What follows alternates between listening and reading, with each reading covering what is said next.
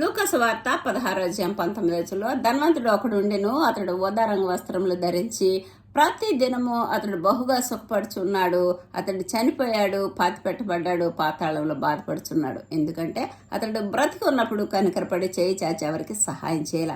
కనికరం చెప్పినవాడు కనికరం లేని తీర్పు పొందును. కనికరము తీర్పు మించి అతిశయపడును అంటున్నాడు ప్రభు. నిష్కళంకమైన దైవభక్తి ఎదునుగా దేవుని ఎదుట దిక్కులేని పిల్లలను, విధవరాండ్రలు, ఇబ్బందులు ఉన్న వాళ్ళని పరామర్శించాలంటుంది వాక్యము.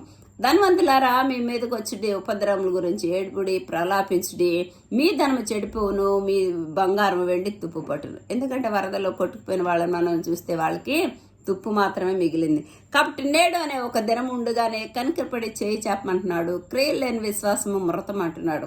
అందుకే పొట్టి జాకయ్యకి వాళ్ళ ఇంటికి యేసయ్య వచ్చినప్పుడు అతడు మారు మనసు పొంది తన ఆస్తిని పంచిపెట్టడానికి సిద్ధపడినప్పుడు రక్షణ అనే